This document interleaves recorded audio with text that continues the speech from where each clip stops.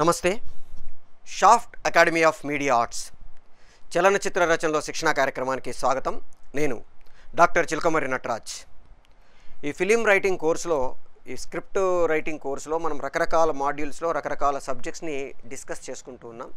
ఒక్కొక్క మాడ్యూల్లో ఒక్కొక్క సబ్జెక్ట్ ఎలాబొరేటెడ్గా ప్రాక్టికల్గా ఎలా రాయాలి, థియరీ ఎట్లా దాన్ని డెవలప్ చేసుకోవాలి, థియరీని బట్టి ప్రాక్టికల్గా ఎట్లా అప్లై చేసుకోవాలి, మనం నేర్చుకున్న పాయింట్స్ ఒక ప్రాక్టికల్గా చేసేటప్పుడు ఎలా మార్చుకోవాలి, ఇలాంటి ఎలిమెంట్స్ అన్నిటిని మనం ఎలాబొరేటెడ్గా ఒక్కొక్క మాడ్యూల్లో డిస్కస్ చేసుకుంటూ వస్తున్నాం. Pre elements of the story, elements of the story, post elements of the story, ఇట్లా ప్రీ ఎలిమెంట్స్ ఆఫ్ ది స్టోరీలో concept, theme, background, character, conflict ఇలాంటి ఎలిమెంట్స్ని మాట్లాడుకున్నాం. ఎలిమెంట్స్ ఆఫ్ ది స్టోరీలో స్టోరీ ఏంటి, తర్వాత బ్యాక్గ్రౌండ్ ఆఫ్ ది స్టోరీ ఏంటి, స్టోరీని ఎక్కడి నుంచి తీసుకోవాలి, దాంట్లో ఉండాల్సిన ఇన్పుట్స్ ఏంటి, వీటన్నిటి గురించి డిస్కస్ చేసుకున్నాం. పోస్ట్ ఎలిమెంట్స్లో 1 లైన్ స్టోరీ ఏంటి, 1 పేరాగ్రాఫ్ స్టోరీ ఏంటి, 1 పేజ్ సినాప్సిస్ ఏంటి, 1 to 2 pages, 20 pages elaborated synopsis ఏంటి, రాసుకునే ప్రాసెస్ ఏంటి, 3 యాక్ట్ స్ట్రక్చర్ ఏంటి, 5 యాక్ట్ స్ట్రక్చర్ ఏంటి, 10 యాక్ట్ భరతుడి స్ట్రక్చర్ ఏంటి, మైకేల్ హాగే ఏం చెప్పాడు, రాబర్ట్ మెకే, తర్వాత సెట్ఫీల్డ్ ఇట్లాంటి వాళ్ళు ఏం చెప్పారు, ఇట్లా రకరకాల టాపిక్స్ని మనం ఒక్కొక్క మాడ్యూల్లో డిస్కస్ చేసుకుంటూ వస్తున్నాం. ఆ ప్రాసెస్లో పోస్ట్ ఎలిమెంట్స్ ఆఫ్ ది స్టోరీలో మనము స్క్రిప్ట్ వరకు వచ్చిన తర్వాత స్క్రిప్ట్ రాసుకునేటప్పుడు తీసుకోవాల్సిన జాగ్రత్తల గురించి డిస్కస్ చేసుకునే ప్రాసెస్లో elements of the description, elements of the dialogue. Element of the డిస్క్రిప్షన్లో కొన్ని ఎలిమెంట్స్ని మాట్లాడుకున్నాము. సింపుల్సిటీ, తర్వాత క్లుప్తత, శైలి, ప్రయోజనం, ఇట్లాంటి ఎలిమెంట్స్ని డిస్క్రిప్షన్కు సంబంధించిన దాంట్లో మాట్లాడుకున్నాము. దాని తర్వాత రైట్ సైడ్ డైలాగ్ రాసేటప్పుడు ఏమేం జాగ్రత్తలు తీసుకోవాలి అనే టాపిక్లోకి వచ్చి ఇప్పుడు దాంట్లో ఒక 10 ఎలిమెంట్స్ ఉంటాయి. ఆ 10 ఎలిమెంట్స్లో కొన్ని ఎలిమెంట్స్ని వాళ్ళు డిస్కస్ చేసుకోవడానికి ట్రై చేద్దాం. దాంట్లో ఫస్ట్ది డైలాగ్ రాసేటప్పుడు భలే ఉందిరా డైలాగ్ అని ప్రేక్షకులు అనిపించడానికి, వాళ్ళు వినగానే బా సూపర్ అనుకోవడానికి మనకు ఫస్ట్ ఎలిమెంట్ పంచ్. పంచ్ అంటే ఫ్యాట్మని కొట్టినట్టుగా డైలాగ్ ఉండడము. అంటే డైలాగ్ వినగానే భలే ఉందిరా అంటే దాంట్లో సంథింగ్ ఈజ్ దేర్. నార్మల్గా రాసిన డైలాగ్ని మనం పంచ్ డైలాగ్గా మార్చగలిగితే, పంచ్ డైలాగ్గా రాసుకోగలిగితే చాలా కాలం పాటు మనిషి మైండ్లో అది కూర్చొని ఆ సినిమా తాలూకు టాపిక్ గుర్తొచ్చినప్పుడల్లా ఆ డైలాగ్స్ గుర్తొస్తాయి. ఎప్పుడో 1892లో గురజాడ అప్పారావు గారు రాసిన పంచులు ఈవెన్ టుడే మనం మాట్లాడుకుంటున్నాము. ఎప్పుడో 1950లో పింగళి నాగేంద్రరావు గారు రాసిన పంచులు ఇవాళటికి మనం మాట్లాడుకుంటున్నాము. మొన్న పరచూరి గోపాలకృష్ణ గారు ఇట్లాంటి వాళ్ళు రాసిన పంచులు ఈవెన్ టుడే వీఆర్ డిస్కసింగ్. అంటే ఒక పంచ్ డైలాగ్ ఒక ప్రేక్షకుడి మైండ్ మీద ఇంపాక్ట్ క్రియేట్ చేసి ఆ డైలాగు గుర్తుండిపోవడానికి, ఆ క్యారెక్టర్ గుర్తుండిపోవడానికి, ఆ సిచ్యువేషన్ గుర్తుండిపోవడానికి ఒక కారణమవుతుంది. ఉదాహరణకి ఎప్పుడో 1892 కన్యాశుల్కం నాటకం, దాంట్లో తాంబూలాలు ఇచ్చేసాను తన్నుకు చావండి అంటే చేయాల్సిన పని నేను చేయాల్సింది ఏం చేశా, మీ చావు మీరు చావండి అని చెప్పడానికి తాంబూలాలు ఇచ్చేసాను తన్నుకు చావండి. డామిట్ కథ అడ్డం తిరిగింది. ఇలాంటి పంచులు మనకు ఇవాళటికి అంటే దాదాపుగా అదొక 8 + 22 అంటే దాదాపుగా ఒక 30 + ఒక 100 130 సంవత్సరాల తర్వాత కూడా వీఆర్ డిస్కసింగ్ అబౌట్ దట్. దాని గురించి ఇవాళటికి చర్చిస్తున్నామంటే ఎంత పవర్ఫుల్గా రాశారు. సో ఒక రచయితగా నేను ప్రేక్షకుల మైండ్లో లాంగ్ టర్మ్ ఉండిపోవాలి అంటే punch one of the best way. ఈ పంచుల్లో 2 రకాల పంచులు ఉంటాయి. ఒకటి emotional or expressional punch, 2 rhyming punch. అంటే రైమింగ్ పంచ్ అంటే పదాలతో పంచ్, పదాలు వింటే పంచ్ అనిపిస్తాయి. మొక్కే కదని పీకేస్తే పీక కోస్తా, పీకేస్తే పీక కోస్తా, పీక పీక, పీకేస్తే పీక, ఈ 2 రైమింగ్ వర్డ్స్. ఈ రెండిటి వల్ల ప్రేక్షకుడి మైండ్లో భలే చెప్పాడ్రా అన్న ఫీలింగ్ కలుగుతుంది. నిజానికి రాయలసీమలో పీక అనే పదం వాడరు. పరచూరి గోపాలకృష్ణ గారు దాని గురించి ఒకసారి ఎక్స్ప్లెయిన్ చేస్తూ చెప్పారు. రైమింగ్ కోసం దాన్ని వాడడం జరిగింది తప్ప రాయలసీమలో వాడే పదం కాదు. రాయలసీమలో కుత్తుక గొంతుక అంటారు, కుత్తుక కోస్తా అంటారు, పీక కోస్తా అంటారు. కానీ అక్కడ మనం ఆ రాయలసీమ పదం ఇలా వాడరు కదా అని కూడా ఆలోచించనంత ఎమోషనల్గా మనం ఆ సిచ్యుయేషన్లోకి ఇన్వాల్వ్ కావడానికి కారణం ఏంటంటే మొక్కే కదా అని పీకేస్తే పీక కోస్తా, ఆ పీకేస్తే పీక కోస్తా అనేది బాలే చెప్పాడు అని విజిలేసి చూసాం. ఇట్లాంటి వాటిని మనం రైమింగ్ పంచెస్ అంటాం. వస్తావా చస్తావా, స్తావా స్తావా. దీంట్లో ఈ మధ్య కాలంలో వచ్చిన సర్లేరు నీకెవర్లో స్తా స్తా స్తా స్తా స్తా, వస్తా చేస్తా చూస్తా కోస్తా స్తా స్తా భలే పడిందే అంటాడు. అవన్నీ రైమింగ్ పంచెస్ అంటాం. ఈ రైమింగ్ పంచెస్ మనకి గుర్తుంటాయి. కొన్ని రైమింగ్ కాకుండా ఎక్స్ప్రెషన్ కోసం చేసే పంచెస్, ఎమోషన్ కోసం చేసే పంచెస్ ఉంటాయి. అది వినగానే అబ్బా ఏం చెప్పాడు రా. రెండు కలిసినవి కూడా ఉంటాయి. అంటే పదాలు ఉంటాయి, దాంట్లో అద్భుతమైన ఎమోషన్ లేదా ఎక్స్ప్రెషన్ ఉంటుంది. ఒక సాహిత్యపరంగా అద్భుతంగా అనిపిస్తుంది, అట్ ది సేమ్ టైం పదాలతో గారడీ కూడా చేస్తాం. ఈ రెండు కలిపిన పంచెస్ కూడా ఉంటాయి. ఇంకా అవి రాసిన వాళ్ళు హ్యాట్స్ ఆఫ్, తోపులు. సో మనం ఇప్పుడు ఈ పంచెస్ కొన్ని అసలు ఎట్లా పనిచేసాయి, వాటి సంగతి ఏంటి మనం ఎనలైజ్ చేసుకోవడానికి ట్రై చేద్దాం. రైట్. మాయాబజార్ నిజానికి తెలుగు సినిమా చరిత్రలో మైలురాయిళ్ళని లెక్క పెడితే అద్భుతమైన మైలురాయి. ప్రపంచ సినిమా చరిత్రలోనే ఓ గొప్ప సినిమాల్లో ఒకటి మాయాబజార్ సినిమా. పింగళి నాగేంద్రరావు గారు దాని రచయిత. అద్భుతమైన పంచెసు, పదాలతో పంచెసు, ఎమోషనల్ పంచెసు, ఎక్స్ప్రెషన్ పంచెసు అన్నిటినీ ఆయన వాడేసి మన మైండ్లో ఇవాళకి దాదాపు 60, 70 ఏళ్ళు, 80 ఏళ్ళు, 90 ఏళ్ళ తర్వాత కూడా, అదొక 50, ఇదొక 20, 70, 80 ఏళ్ళ తర్వాత కూడా మాయాబజార్ అనే దాన్ని ఈ జనరేషన్లో చూస్తే కూడా భలే ఉంది సార్ సినిమా అనేంత గొప్ప చిత్రాన్ని మనకు అందించిన కేవీ రెడ్డి గారు పింగళి నాగేంద్రరావు గారిని తన రచయితగా పెట్టుకోవడం అనేది వాళ్ళిద్దరి కాంబినేషన్ ఒక గొప్ప చరిత్ర సృష్టించింది. దాంట్లో పదాల విరుపులతో, కొత్త పదాలని క్రియేట్ చేయడంతో, రకరకాల పదాలని వాడడంతో గొప్ప అది క్రియేట్ చేశారు. అలమలం పుత్ర అలమలం, అలం అలం అల్లనల్లన అనే పదాన్ని చిన్న మార్పు చేసి అలమలం పుత్ర అలమలం అని ఆయన సూర్యకాంతం గారి క్యారెక్టర్తో, అంటే హిడింబి క్యారెక్టర్తో చెప్పించారు. దుషట షటుటటటటయ, దుష్ట చతుష్టయము అని పలకరా అంటే దుషట షటుటటటయ అంటారు. అంటే ఒరే దుషటటటట కాదురా అంటే అలాగే ఉండాలి, వాళ్ళందరినీ ముక్కలుగా విడదీసి అవతలికి విసిరి పారేయాలి. కరెక్ట్, వెయ్యి ఒక వీరతాడు అంటాడు ఘటోద్గజుడు. అసమదీయులు తసమదీయులు, అస్మదీయులు అనేది మంచి పదం, సంస్కృత పదం. అస్మత్ అనే సంస్కృత పదం, అస్మదీయుడు అనే డు మూవులు కలిపేసి ప్రథమ విభక్తితోటి అస్మదీయుడు, అస్మదీయులు పదం చేశారు. దానికి వ్యతిరేక పదం తస్మదీయులు అని కొత్త పదాన్ని క్రియేట్ చేశాడు ఆయన. సూపర్, ఎవరు పుట్టించకుండానే కొత్త పదాలు ఎలా పడతాయి, రెండు వీరతాళ్ళు అంటాడు.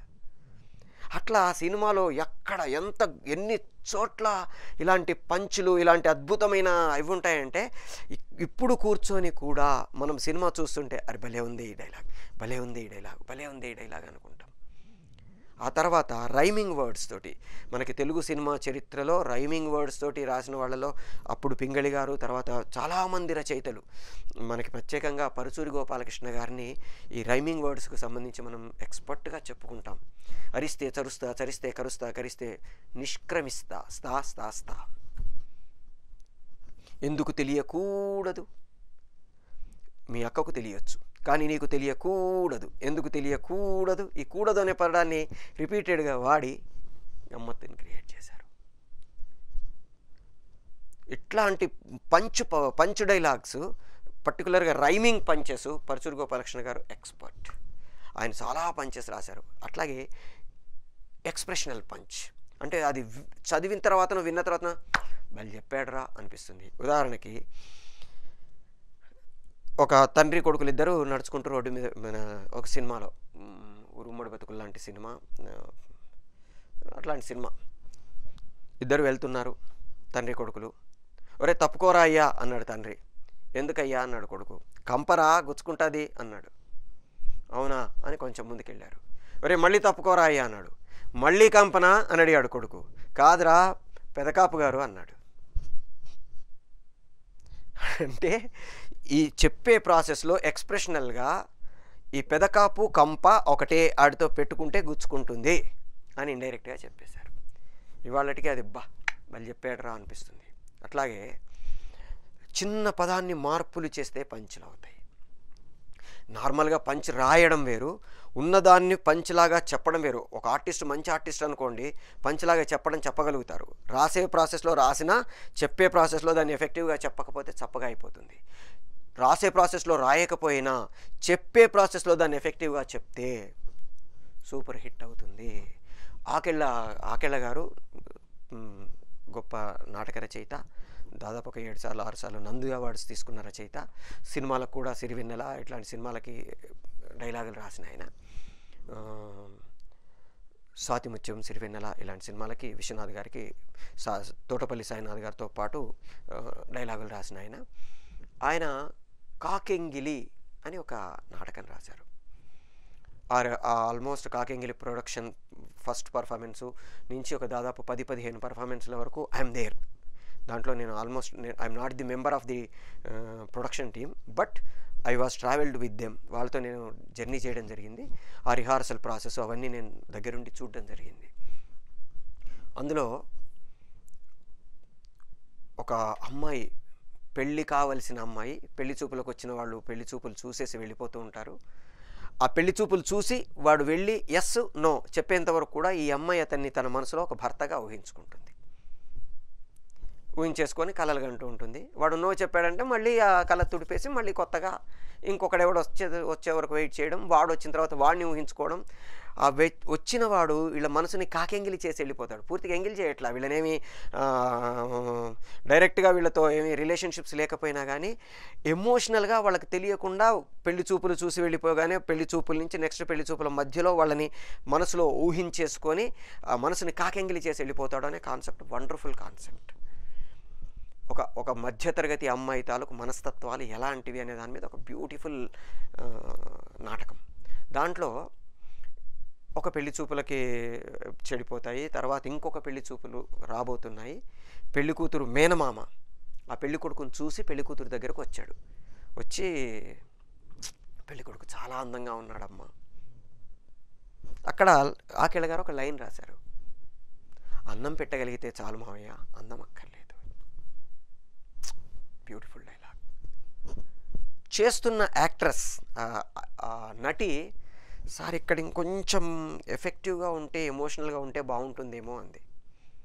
ఆకెళ్ళ గారు వచ్చి, ఆకెళ్ళ కంటే మంచి పంచ్ రాస్తావా నువ్వు, ఆకెళ్ళ కంటే మంచి డైలాగ్ రాస్తావా అని అడిగారు.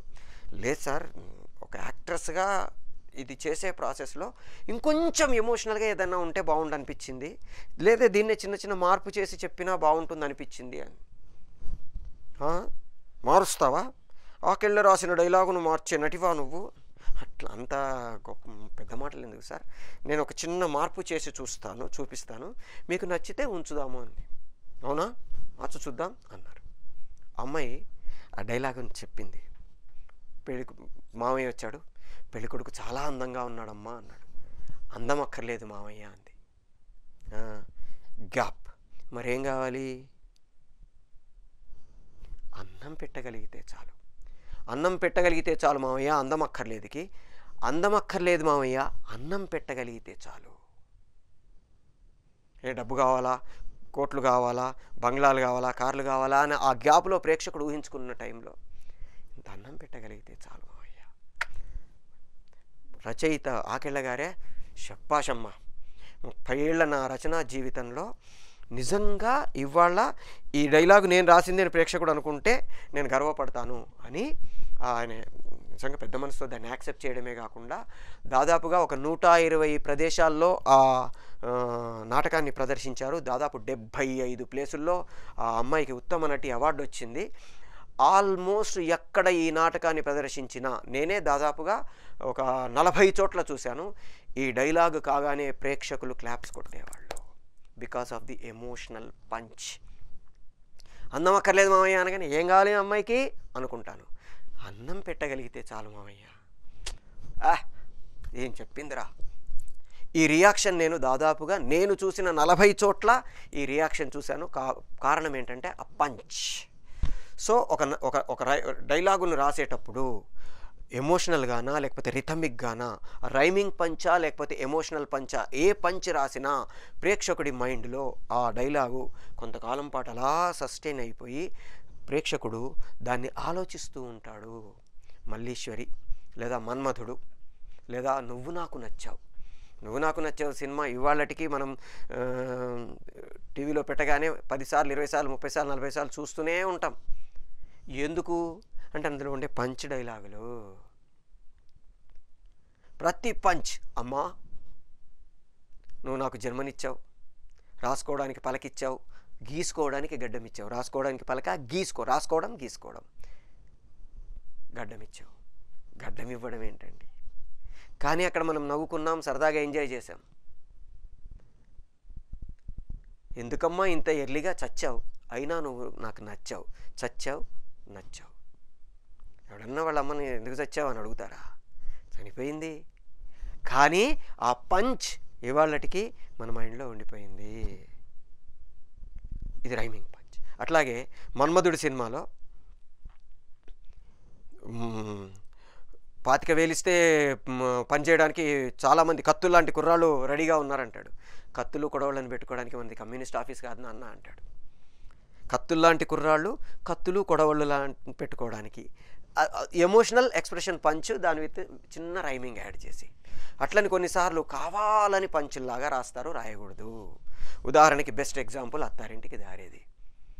నిన్ను హార్వర్డ్ యూనివర్సిటీకి పంపిద్దాం అనుకున్నా, నువ్వు హాల్లో నిలబెట్టేశావు. హార్వర్డ్ హాలు 2 హా రావాలి కాబట్టి రాశారు. అట్లాగే నిన్ను బోర్డు రూమ్లో కూర్చోబెడదాం అనుకున్నావు, నాకు బోడిగుండు కొట్టేశావు. అంటే బోర్డు బోడిగుండు 2 బో రావాలి అనుకొని రాసినట్టు ఉంటుంది. అలా కావాలని పంచులు రాయకూడదు. పంచ్ కోసం రాయకూడదు. పంచ్ అక్కడ ఉండే సిచ్యుయేషన్ కోసం రాయాలి, ఎమోషన్ కోసం రాయాలి, క్యారెక్టర్ కోసం రాయాలి. అంతే కనుక రిలేషన్షిప్ కోసం రాయకూడదు, మన కేవలం పంచ్ కోసం రాయకూడదు. ఎప్పుడైతే మనం ఎఫెక్టివ్గా అనిపించడం కోసం కావాలని రాసుకుంటూ కూర్చుంటామో ప్రేక్షకుడికి సోదిలాగా అనిపించకూడదు. ప్రేక్షకుడు దాన్ని ఎంజాయ్ చేయాలి తప్ప ఏం సోదిరా ఇది అనుకోకూడదు. సో పంచులు. నెక్స్ట్ రెండవది ఊత పదాలు. ఊత పదాలు అంటే తెలుగులో మనం మ్యానరిజమ్స్ అంటాం. జనరల్గా మ్యానరిజమ్స్ 2 రకాలు ఉంటాయి. Dialogue mannerism, body language are expression mannerism అని. అంటే వాళ్ళు చేసే పనులలో మ్యానరిజమ్స్, వాళ్ళు చెప్పే డైలాగుల్లో మ్యానరిజమ్స్. ఈ డైలాగుల్లో మ్యానరిజమ్స్ ఎప్పుడు కూడా క్యారెక్టర్ని మైండ్లో మనకి చాలా కాలం పాటు క్యారెక్టర్ గుర్తుండిపోయేలాగా చేస్తాయి. ఉదాహరణకి చేయి చూసావా ఎంత రఫ్గా ఉందో, రఫ్ ఆడిచ్చేస్తా. ఇది సినిమాలో ఒక 10 సార్లు 15 సార్లు రిపీట్ అవుద్ది. కొంచెం టర్నింగ్ ఇచ్చుకో,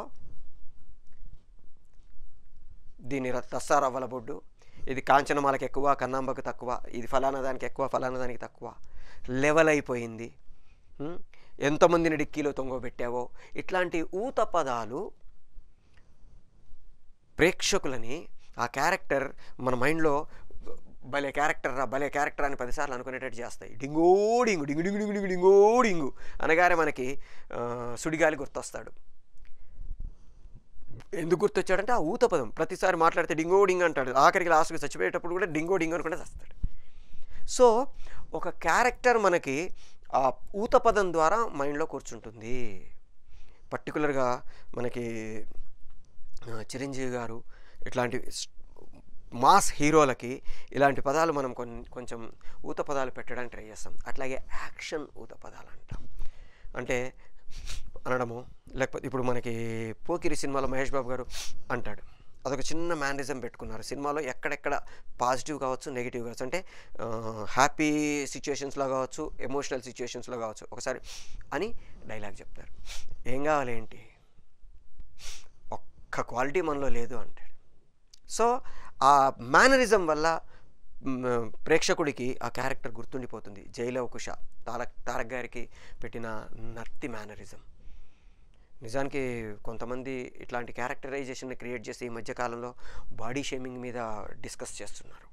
బట్ మన నిత్య జీవితంలో మనం ప్రతిదీ నిత్య జీవితంలో నుంచే తీసుకుంటాము. క్యారెక్టరైజేషన్స్ కావచ్చు, క్యారెక్టర్స్ కావచ్చు, వాటిని వెక్కిరించినట్టుగా కాకుండా, నిజంగా వాళ్ళ వ్యక్తిత్వంని మనం కించపరిచినట్టుగా కాకుండా పాత్రకు అది అతికినట్టుగా ఉండేటట్టుగా తీసుకోవాలి. జాగ్రత్త, ఇది చాలా ఇంపార్టెంట్. అంటే ఒక నత్తి వాళ్ళని మనం ఇన్సల్ట్ చేసినట్టుగా అనిపించకూడదు. ఒక మూగవాడిని మనం ఇన్సల్ట్ చేసినట్టుగా అనిపించకూడదు, ఒక గుడ్డివాడిని మనం ఇన్సల్ట్గా చేసినట్టు అనిపించకూడదు, ఒక చెవిటి వాళ్ళని మనం ఇన్సల్ట్గా చేసినట్టు అనిపించకూడదు. ఆ క్యారెక్టర్కి ఆ క్యారెక్టరైజేషన్ అంటాం, అవలక్షణం అనట్లా, నేను గుర్తుపెట్టుకోండి. This is called characterisation. Raja the great, కళ్ళు లేవు, ఒక అంధుడు, గుడ్డివాడు అనే పదం కూడా వాడొద్దంటున్నాం ఇప్పుడు. ఎందుకంటే వాళ్ళని ఏదో కించపరిచినట్టుగానే ఫీలింగ్. ఒక బిచ్చగాడు అనకూడదు, ఏమనాలి మరి? ఎట్లా అయిపోయిందంటే మనోభావాలు దెబ్బతినడం అనే పదం వచ్చేసిన తర్వాత ఏది వాడాలన్నా భయం వేసే పరిస్థితి. కటిక చీకటి అంటే కటిక వాళ్ళని కించపరిచారు అండి. నిజానికి కటిక అంటే చాలా డార్కెస్ట్ అని అర్థం.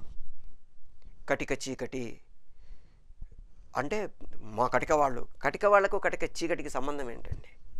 అట్లాగే గొల్లభామ గొల్లభామ అంటే మా గొల్ల వాళ్ళని కించపరిచారండి అని గొడవకు వచ్చారు.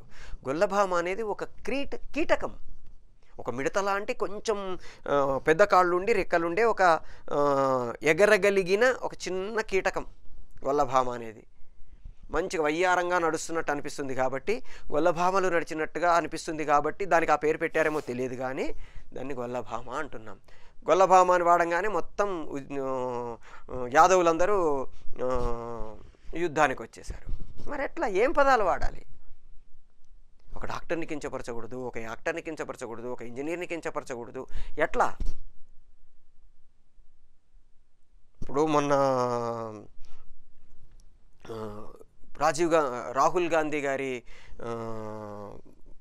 ఎంపీ దీని మీద కేసు వచ్చింది. ఎందుకు వచ్చింది అంటే ఆయన ఇంటి పేరు మోడీ ఉన్న వాళ్ళందరూ దొంగలు లేదా దుర్మార్గులు, నీచులు అనే టైంలో స్టేట్మెంట్ ఇచ్చాడని ఆయన మీద అభియోగం.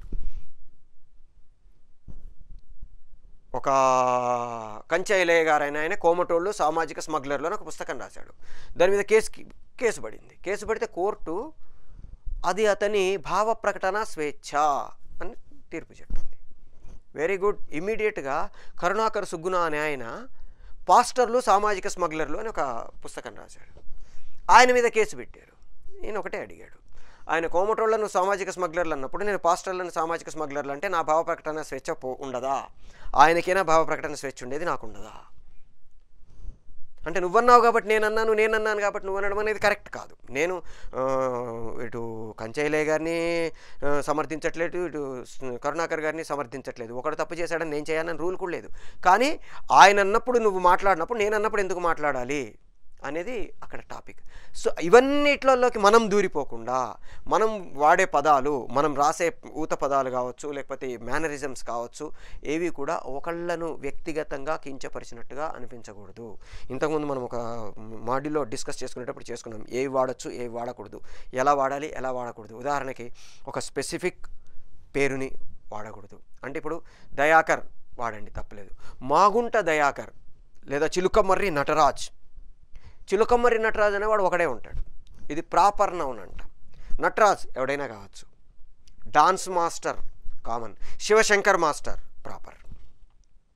సో నేను వాడేటప్పుడు మన పోకిరి సినిమాలో సైబరాబాద్ పోలీస్ స్టేషన్ అని ఆశీష్ విద్యార్థి గారి వెహికల్కి రాసి ఉంటుంది, దాన్ని స్క్రాచ్ చేయించారు. బికాజ్ సైబరాబాద్ పోలీస్ స్టేషన్లో ఉండే సిఐని నువ్వు వ్యక్తిగతంగా అంటున్నావు అనే ఒక టాపిక్ వచ్చింది. ఇప్పుడు చాలా మారిపోయాయి. ఇప్పుడు అసలు డైరెక్ట్గా తెలంగాణ సీఎం, ఆంధ్ర సీఎం అని, ఒకప్పుడు పిఎం, సీఎం, రాష్ట్రపతి ఇట్లాంటి పేర్లు వాడకూడదు రూల్ ప్రకారం. మినిస్టర్ అను, హోమ్ మినిస్టర్ అను, ఎందుకంటే కామన్ కాబట్టి, ప్రాపర్ కాదు కాబట్టి. తెలంగాణ హోమ్ మినిస్టర్ అనకూడదు, హిమాచల్ ప్రదేశ్ హోమ్ మినిస్టర్ అనకూడదు. ఎందుకని? హిమాచల్ హోమ్ మినిస్టర్ ఒకడే ఉంటాడు, తెలంగాణ హోమ్ మినిస్టర్ ఒకడే ఉంటాడు. వాళ్ళని డైరెక్ట్గా మనం అన్నట్టు. ఎస్ఐ కామన్, ఫలానా police station SI proper. So రాసేటప్పుడు ఊత పదాలు రాసినా లేకపోతే ఏది రాసినా మనం జాగ్రత్తలు తీసుకోవాల్సిన ప్రాసెస్ ఏంటంటే, మనము ఆ రాసే ప్రాసెస్లో ఖచ్చితంగా ఎట్టి పరిస్థితుల్లో పర్సనల్ లాగా అనిపించకూడదు, కించపరిచినట్టుగా అనిపించకూడదు. అది వికలాంగులు కావచ్చు, మానసికంగా కావచ్చు, శారీరకంగా కావచ్చు. ఇప్పుడు దివ్యాంగులు అంటున్నాం, వికలాంగులను కూడా అనొద్దంటున్నాం, దివ్యాంగులు అనమంటున్నాం. సో మనం ఊత పదాలని పర్టికులర్గా ఊత పదాలు రాసేటప్పుడు ఇట్లాంటి కొన్ని జాగ్రత్తలు తీసుకోవాలి. అవి క్యారెక్టరైజేషన్ ఎస్టాబ్లిష్ కావడానికి కానీ, లేకపోతే క్యారెక్టర్ తాలూకు కామిక్ అది ఎస్టాబ్లిష్ కావడం కానీ, లేకపోతే క్యారెక్టర్ తాలూకు ఇంటెన్షన్ ఎస్టాబ్లిష్ కావడం కానీ ఇట్లాంటివి చేయాలి. ఇక్కడ ఒక ప్రాణం తీసా, అక్కడ ఒక ప్రాణం పోసా, లెవెల్ అయిపోయింది. ఈ లెవెల్ అయిపోయింది అనేది ఆ క్యారెక్టర్ ఊత పదం. దాన్ని రివర్స్లో చిరంజీవి గారు చెప్పినప్పుడు విజిలేస్తాం, బలి చెప్పాడు రాని. కాబట్టి మనం ఈ ఊత పదాలు రాసుకుంటే క్యారెక్టర్ మనకి బ్యూటిఫుల్గా లైఫ్ లాంగ్ మనం విన్నప్పుడల్లా గుర్తుంటుంది. ఇలాంటివి మనం కొంచెం జాగ్రత్తలు తీసుకొని రాసుకోగలిగితే మనకి వండర్ఫుల్ క్యారెక్టరైజేషన్స్ ప్రేక్షకుల మైండ్లో ఉండిపోతాయి. సో ఇట్లాంటివి మనము ఉదాహరణకి ఇప్పుడు పింగళి గారు హలా నాగిని, హలా అనే పదం ఆయన క్రియేట్ చేసిన ఒక ఊత పదం. హలో, ఇవాళ మనం హలో అని వాడుతున్నాం. ఈ హలో అనే పదం లేకముందు ఆయన ఎప్పుడో దాదాపు ఒక 70 ఏళ్ల క్రితం హలా అనే పదం వాడాడు. హలా అంటే హాయ్ అని. ఇప్పుడు హాయ్ అంటున్నాం, అప్పుడు హాయ్ లేవు. హలా నాగిని ఏమని పిలుచుకోవాలి? ఫ్రెండ్ని ఏమని పిలవాలి? మనం పిలుచుకున్నట్టు పిలుచుకోలేరు. ఎందుకని? అది రాజులు దేవతలు ఆ కాలంలో ఉండే ఒక ఫిక్షన్. అందుకని ఆయన రకరకాల బ్యూటిఫుల్ పదాలు ఇట్లాంటివి క్రియేట్ చేయడంలో పింగళి నాగేంద్రరావు గారు చాలా అద్భుతమైన అపారమైన మేధా సంపత్తి ఉంది ఆయన. సో మనం రాసేటప్పుడు కొత్త పదాలేంటి, కొత్త ఇవేంటి, పాత వాటిని మార్చి మనం ఎట్లా చేసుకుంటాం, ఇట్లా రకరకాల ఇవి చేసుకొని మనం రాసుకుంటూ పోతే ప్రేక్షకుల మైండ్లో రచయితగా మన శైలి ఒక స్టాంపును క్రియేట్ చేస్తుంది. మీరు అబ్జర్వ్ చేస్తే లాంగ్ రన్లో దాదాపుగా 100ల కొద్దీ సినిమాలు రాసిన రచయితలందరూ కూడా ఇలాంటి ఊత పదాలని క్రియేట్ చేసి ఎఫెక్టివ్గా మన మైండ్లో కూర్చున్న వాళ్ళే. తోటపల్లి సాయినాథ్ గారు నా దారి రహదారి మన మైండ్లో ఉన్నారు. అదే తోటపల్లి సాయినాథ్ గారు అట్ట చూడమాకయ్యా, అర్థం చేసుకోరు, ఇట్లాంటి ఎన్ని గొప్ప పదాలని వాళ్ళు రాసి 100ల సినిమాలు రాశారంటే ఊరికే నెక్స్ట్ సినిమా మనం పిలిచేయం కదా. వాళ్ళని పిలిచాము అంటే వాళ్ళ వల్ల, ఆ రచయిత వల్ల దర్శకుడికి, నటుడికి, నిర్మాతకి లాభం వచ్చి ప్రేక్షకులకి రంజన కలుగుతుంది అంటేనే మనం వాళ్ళని మళ్ళీ పిలుస్తాము. సో ఒక రచయితగా మిమ్మల్ని మళ్ళీ పిలవాలంటే ఇలాంటి ఊత పదాలు, ఇలాంటి మ్యానరిజమ్స్ గొప్పవి క్రియేట్ చేసి మనల్ని మనం ఎఫెక్టివ్గా ఇండస్ట్రీలో లాంగ్ రన్ ఉంచుకునేటట్టుగా చేయడానికి ప్రయత్నం చేద్దాం. మనకి షాఫ్ట్ అకాడమీ రకరకాల కోర్సెస్ని అతి తక్కువ ఫీజుతో, అది కూడా తెలుగు యూనివర్సిటీ లాంటి ఒక యూజీసీ రికగ్నైజ్డ్ యూనివర్సిటీతో అఫిలియేట్ అయ్యి మనకు అందజేస్తుంది. ఫిలిం ఇండస్ట్రీకి సంబంధించిన 3 major wings, film making, animation, తర్వాత ఫైన్ ఆర్ట్స్. ఈ 3 ఒకే చోట దొరికే ఒకే ఒక ఇన్స్టిట్యూషన్ మనకి Shaft academy of media arts.